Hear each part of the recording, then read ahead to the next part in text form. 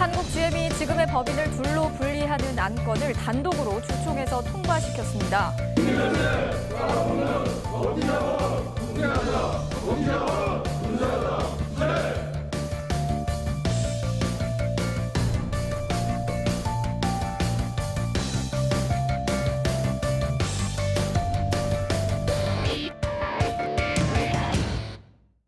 네, 지난 금요일이죠. 한국 GM이 주주총회를 열어서 연구개발 부분만 따로 떼서 새 법인을 만드는 안을 통과시켰습니다.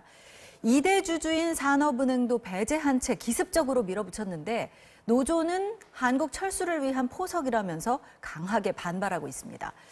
봉합되나 했는데 다시 원점으로 돌아온 한국 GM 사태 자세히 들여다보겠습니다. 박연미 경제평론가 나오셨습니다. 어서 오세요. 안녕하세요. 네, 문제가 다시 불거진 건 이 생산법인과 R&D 법인 분리하겠다는 이 부분인 것 같습니다. 이 법인 분리가 구체적으로 어떤 건지 먼저 좀 설명을 부탁드릴게요. 지난 19일에 그 단독으로 주주총회를 열었어요. 네. 심지어 말씀하신 것처럼 2대 주주인 산업은행에 알려주지도 않았습니다. 네. 나중에 투자실장이 대체 어디서 주주총회를 하느냐고 허둥지둥 대던 그 장면이 보도가 되기도 했는데요. 네. 지금 일단 GM이 주장하고 있는 내용은 이렇습니다. 디자인하고 연구개발만 하는 그쪽 법인을 GM 테크니컬 코리아라고 별도로 세워서 네. 현재 한국 GM을 둘로 나누겠다는 얘기예요. 생산을 하고 있는 그 생산시설 쪽하고 연구개발을 분리를 해서 GM의 주장에 따르면 글로벌 신차 개발에 좀 더 박차를 가할 수 있고 네. 본사와 보다 긴밀하게 협력할 수 있다고 주장을 하는데 노조의 생각은 완전히 다릅니다. 네, 이게 사실 한국 GM이 석 달 전 7월에 이미 발표한 내용이라는 얘기도 나왔는데요. 왜 이제야 물론 뭐 이제 결의를 했으니까 더 확 터져 나오는 거지만 산업은행 쪽도 왜 여태까지 그냥 있었나 하는 이야기도 할 수 있는 것 같고 제가 듣기로 이 한국 GM이 가치가 있는 데는 이 제조 생산 부분에서보다 이 연구개발 부분이 있기 때문에 잘하고 있기 때문에 더 가치가 있다 이렇게 들었었는데요. 이 노조 측에서는 당연히 강하게 반발할 수밖에 없는 것 같습니다. 노조 측의 말은 한국 시장 철수를 염두에 둔 수순이다 이렇게 보고 있는 것 같아요. 그렇죠. 노조가 주장하는 바는 뭐냐면 회사가 둘로 나눠지면 노조가 둘로 나누어진다. 네. 그러니까 단일 노조에서 그 양대 노조로 이렇게 구별이 되게 되는 거잖아요. 네. 그러면 본사와 상대할 때 교섭력이 그만큼 떨어지고 이렇게 회사를 분리함으로써 생산 시설은 구조조정으로 내몰고 그 연구개발 시설만 네. 본사가 흡수할 가능성이 있다. 그러니까 기본적으로 이런 주장이 나오는 데에는 그동안 한국 GM이 보여준 여러 가지 행태에 대한 불신이 깔려 있습니다. 네, 네. 어떤 방식으로 해도 이거 좀 의심스럽다 이런 생각이 먼저 들기 때문에 이걸 의심스러운 정황이 아니라면 굳이 왜 2대 주주에게도 알려주지 않고 몰래 주총을 했겠느냐 이렇게 주장을 하고 있는 것이죠. 그러게요. 이렇게 연구개발 법인을 분리한다는 게 진짜 속셈이 있는 건지 우리가 뭐 속셈을 알 수는 없지만 호주에서도 이렇게 분리 후에 이 제조 생산 라인 문 닫고 연구개발만 이렇게 가져간 뭐 전례가 있다고 들었는데 이게 뭐 진짜 속셈이 있는 걸까요? 지금 그래서 그 해석을 두고 사실 의견이 분분해요. 네. 오늘 정무위 국정감사장에서는 이동걸 사내회장이 나와서 법인을 분리하는 것 자체만으로는 좋거나 나쁜 게 아니고 네. 오히려 나중에 혹여 그 이익이 되는 수도 있어서 우리가 그것 자체에 대해서는 법인 분리 계획을 알고도 지난 4월 이후에 문제 제기를 특별히 하지 않았다 지금 이런 얘기를 하고 있거든요. 네. 그런데 한국 GM이 보여준 그동안의 행태를 기본적으로 전제하고 보자면 이런 행동들이 자연스럽게 보이지는 않습니다. 네. 그리고 군산공장을 폐쇄하는 그 과정도 매끄럽지가 않았잖아요. 네. 그러니까 그런 것들을 종합적으로 고려할 때 노조가 하는 주장에도 일견 타당한 부분이 있다고 봅니다. 네, 일단 상황은 그렇습니다. 그럼 당사자들 입장을 들어봐야 할 텐데 우선 한국 GM의 2대 주주가 이 산업은행 17.02%를 갖고 있죠. 그런데 말씀하신 대로 법인 분리에 대해서 사전 설명도 듣지 못했고 노조의 방해로 주총장에도 들어가지 못했다 이렇게 또 주장을 합니다. 당시 상황 직접 보고 얘기 이어가죠. 그런 얘기 되지 않을까요? 죄송합니다. 쪽에 있는 법무팀장이 저희한테 통보를 했습니다. 그러니까 뭐 어떤 근거로 자기네들이 어떻게 어떤 방법으로 어떤 절차를 거쳐서 했는지에 대한 부분은 확인을 해야 되거든요. 법적 대응할 수 있는 부분이 있는지 여부는 네. 보면 당사자가 산업은행, 한국GM, 정부, 노조, 그리고 여기 인천시도 또 끼어 있는 것 같아요. 산업은행이 2대 주주인데 패싱 당했다. 예, 주총장에 들어가지도 못하는 수모를 당했다. 이렇게 나오는데 일단 첫 번째 알았는데 막힌 건지 아니면 석 달 전부터 얘기가 나왔는데 아까 말씀하신 대로 입장이 정말 경쟁력 강화를 위해서라면 이렇게 생각을 한 건지 그게 궁금하고 또 하나는 이 법인 분할이 정관상 GM 단독으로는 의결할 수 없는 사안이다. 절차에 하자가 있다. 이렇게 무효 소송을 한다는 입장인데 이게 현실적으로 가능한지도 궁금합니다. 일단 그 시작이 된 절차를 되돌리는 게 얼마나 어렵습니까? 네. 당초에 사는이 제 역할을 그러니까 문지기 역할을 제대로 하지 못했다. 오늘 국감장에서도 집중 성토를 당하고 있는데 네. 말씀하신 것처럼 산업은행이 이 한국GM의 법인 분할 계획을 알고 있었던 건 올해 초로 알려져 있어요. 네. 이 내용이 지금 국감장에서 설왕설래 그 설전이 오가고 있는 내용인데 사는의 입장은 이겁니다. 그 한국GM이 자기들 마음대로 법인을 분할할 수 없으니 이건 애초에 논의 대상이 아니었기 때문에 우리가 이걸 가지고 심도 있게 논의를 하지 않았다. 이런 주장인데요. 네. 한국GM의 입장은 전혀 달라요. 17개 특별 결의사항, 그러니까 특별 결의사항은 전체 주주의 85% 이상의 동의를 얻어야 하는데 네. 그 17개 특별 결의사항에 법인을 분할하는 내용은 들어있지 않다는 거예요. 아마도 그 지금 한국GM을 도와주고 있는 곳이 국내 최대 로펌입니다. 그곳에서 그 법률 검토를 다 마친 다음에 네. 이 절차에 들어갔을 것이기 때문에 법적으로 다투는 게 만만치 않을 거예요. 그리고 그와 별개로 2대 주주이면서 우리가 연말에 또 한 4,100억 원을 지원하게 돼 있거든요. 네네. 그런데 이렇게 막대한 돈을 쏟아 부으면서 주요 의사결정 과정이나 일정을 전혀 알 수 없었다는 것, 네. 이 부분에 대해서는 산업은행도 결코 책임으로부터 자유로울 수 없을 겁니다. 파악이 확실히 된 건지도 잘 모르겠고요. 이 부분이 진짜 말씀해 주신 대로 이 17개 특별 결의사항에 들어가는지 아닌지가 정말 포인트인 것 같습니다. 이 국감장에서 이 더불어민주당 유동수 의원이 GM을 견제할 장치가 너무 부족하다. 이렇게 이야기를 한 것 같아요. 이게 만약에 사실이라면 앞으로 이 GM의 일방통행에 제동을 걸 수 없다는 건가요? 지금 제동장치가 마땅치 않은 건 사실이에요. 네. 과거의 기억을 더듬어 보시면 GM이 우리 구정을 앞두고 철수 계획을 맞아요. 발표를 합니다. 사실 그때 그 얘기를 내놓은 것은 그 설 민심이 흉흉해질 수 있어서 한국 정부가 어떻게든지 지원책을 내놓을 것이라는 포석을 깔고 있었기 때문에 그 시점을 선택을 한 거죠. 네, 네. 그리고 지금 우리 고용 상황이 좋지 않단 말이에요. 네. 7월 이후에 그 전년 동월비 취업자 증가폭이 5,000명, 3,000명, 9월에는 마이너스는 면했습니다만 4만 5천 명이 결코 좋은 성적이 아니거든요. 네. 근데 이런 상황에서 우리의 심사를 뒤틀리게 하면 철수할 수도 있다는 시그널을 주는 거예요. 물론 계약상으로는 10년 동안 한국에서 발을 뺄 수 없게 돼 있습니다. 네. 생산을 10년 동안 지속하게끔 되어 있는데 혹여 GM이 불어 이 계약이 깨지기를 원한 것이라면 지금 상황이 이렇게 돌아갈 경우에는 연말에 GM에 지원하기로 한 그 4천억 원 넘는 돈 주지 마라. 네. 내지는 유예해라 이런 주장이 나올 수 있잖아요.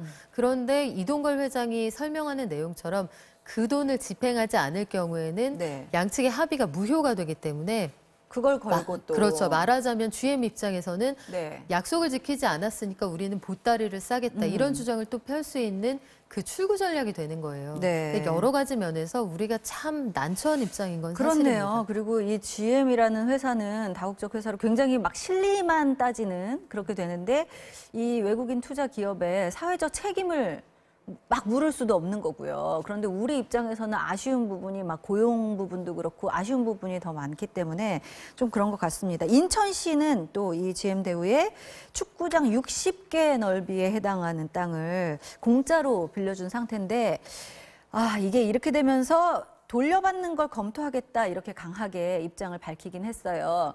이게 조건부 제공이었나요? 아니면 그냥 지원이었나요? 이건 어떻게 되나요? 이게 30년 동안은 무상으로 지원을 하고요. 네. 향후 그 뒤로 20년 동안도 사실상 GM이 독점으로 쓸 수 있도록, 그러니까 사실상은 50년 동안 GM이 마음껏 쓸 수 있도록 그렇게 빌려준 땅이에요. 네. 청라지구에 있는 땅인데, 그래서 2004년 당시에도 특혜 논란이 좀 있었습니다만 네. 인천시 입장은 이거였어요. 일단 그 한국 GM 본사와 최대 생산 시설을 우리 동네에 가지고 있고 해서 지역 경제에 이바지하는 부분이 있다. 그리고 고용을 좀 많이 해달라 해서 나아가서는 한국 GM이 상황이 어려웠을 때는 인천 시민들에게 그 판매 독려 운동까지 하기도 했었습니다. 네. 그 정도로 그 기업을 잡아두려는 의지가 강했는데 한국 GM이 그동안 보여준 행태를 보니, 그리고 최근 들어서 이 법인 분할 시도를 하는 것들을 보니 그 아무래도 소위 먹튀하려는 그런 시도가 엿보인다. 인천시가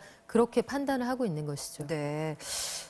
어떻게 될까요? 이 노조는 사실 또 지난 금요일에 파업 찬반 투표를 해서 찬성 78%로 쟁의 행위를 할 수 있는 권리를 가졌습니다. 오늘 어떻게 될지 결정이 날 거라고 하는데요. 네. 노조의 입장은 어떻습니까? 노조 입장은 이게 생존권이 걸린 문제라는 네. 거죠. 이제 더 이상 협상할 수 있는 여지가 없다고 보는 거예요. 사측이 하고 있는 말들을 일단 믿기가 어렵고 네. 군산 공장이나 이런 것들을 폐쇄하는 과정에서 노조 측에 충분히 성실하게 교섭에 임하지 않았다. 이런 것들을 문제 삼고 있고요. 사실은 노조가 파업을 하는 거는 거의 마지막 카드입니다. 그렇죠. 그거 이상으로, 그러니까 생존권을 거는 것 이상으로 더 이상의 그 사측의 입장을 돌릴 수 있는 카드가 없기 때문인데요. 중앙노동위원회가 어떤 조정 결정을 내릴지 좀 지켜봐야 되겠죠. 네. 지금 나왔는지는 잘 모르겠지만 이 여러모로 점점 꼬이고 있는 상황은 분명해 보입니다. 이 지난 5월에 경영 정상화 합의를 했는데 그 이후에 한국 GM 경영이 어떻게 되어가고 있었는지 좀 나온 거 있나요? 한국 GM의 판매율이 그다지 신통치는 않았어요. 네. 4월보다는 그 이후로 한국에 남겠습니다 했을 때 판매율이 신장되긴 했는데 네. 그래프에 보시는 것처럼 지난해와 올해 실적이 그다지 좋지 않습니다. 올해가 더 부진한 상황이고요. 9월만 집어서 놓고 본다면 9월의 판매가 그 7,400대, 전년 동월비 17% 이상 줄었습니다. 네. 그러니까 전체적으로 완성차 시장이 좀 어렵기는 하지만 GM의 경우에는 특히 전략 차종이 없어요. 이게 우리 대표 선수입니다. 그런 차종이 없기도 하고 네. 한국에서 철수한다 만다 하면서 이미지가 굉장히 안 그렇죠. 좋아졌습니다. 네. 그렇기도 하고 몇 개의 차종을 단종을 시키죠. 네. 수익성이 떨어진다고 해서 맞아요. 그런 것들 때문에 판매율이 그다지 좋지 않은 상황입니다. 그렇군요. 이 한국 GM 정상화에 8,100억 원이라는 국민의 혈세가 투입된 건데요. 이 당시에 산업은행 회장은 이 돈으로 일자리 만들어서 10년 유지하면 나쁜 장사는 아니다 이렇게 설득하기도 했는데 이게 우리의 우려가 이제 현실화된다면은 만약에 이 지원금을 딱 챙기고 한국에서 철수를 한다면 이 뭐 철수도 철수지만 고용에 미칠 파장이 어마어마할 것 같은데요. 그렇죠. 앞서 예. 말씀드린 것처럼 지금 우리 고용 상황이 녹록지 않단 말이죠. 그리고 그 10만 명을 밑돈 지 사실 좀 됐습니다. 실업자 수가 9개월 연속 100만 명을 웃돌고 있는 상황이거든요. 맞아요. 더구나 뭐 인천이나 이렇게 거점을 두고 있는 그런 지역에서는 보다 충격이 직접적으로 장기간 올 수 있고요. 네. 한국 GM이 고용하고 있는 그 한국 GM에 직접 고용된 사람이 한 10,000명을 좀 웃돕니다만 그 이외에도 2차, 3차 협력사들까지 고려를 하면 이미 납품량이 한 7, 80% 정도 줄었다고 해요. 작년하고 네. 비교를 하면.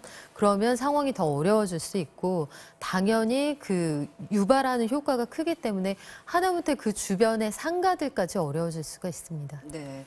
이게 궁금한 게 진짜로 이렇게 이 GM의 입장은 그런 거잖아요. 이 법인을 새로 만들어서 디자인 연구센터 만들고 그래서 경쟁력을 높일 거다. 뭐 이렇게 얘기하는데 이렇게 법인을 오히려 분리해서 따로 만들어야만 GM 본사와 협조해서 신차 개발이나 뭐 디자인이 가능한 건가요? 이 부분은 어떤가요? 지금 노조도 그게 이해가 안 된다는 네, 네. 주장이에요. 왜냐하면 국내 완성차 업체들은 대부분 연구소를 끌어안고 있습니다. 네. 생산시설하고 연구소가 긴밀하게 협조가 돼야 그 현실의 바탕을 둔 연구 개발이 가능하다고 보기 그렇겠죠. 때문인데요. 네. 회사마다 사정이 다르긴 하겠습니다만 한국 GM이 되고 있는 그 이유는 이거예요. 우리가 상하이에서도 그 연구 개발하는 곳하고 생산 시설을 분리해서 운영을 하고 있다.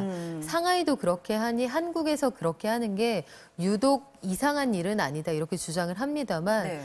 뿌리를 박을 것으로 보이는 나라의 상황과 우리나라에서 툭하면 이삿짐을 쌀 것처럼 액션을 맞아요. 취하고 있는 상황에서는 받아들이는 게 다를 수밖에 없겠죠. 네.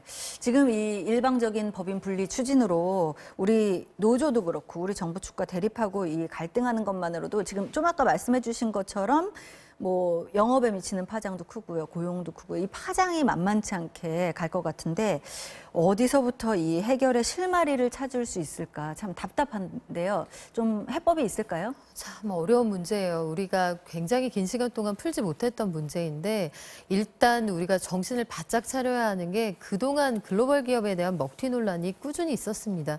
중간에서 문지기 역할을 하고 있는 이 사는 네. 2대 주주로서 제때 목소리를 내야 할 것으로 보이고요.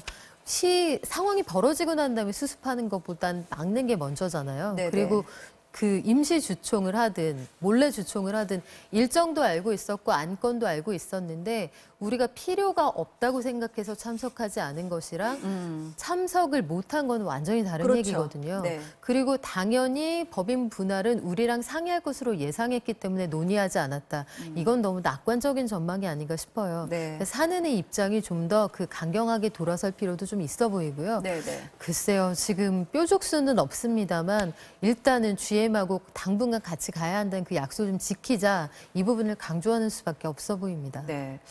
방금 들어온 소식인데요. 중노위에서는 일단 파업에 대해서는 행정지도를 결정했다 이렇게 나왔습니다. 이 행정지도라는 게 노사가 더 얘기를 해봐라 뭐 이런 얘기죠. 그래서 지금 노조가 당장 합법적인 파업을 하는 것은 어려워 보입니다.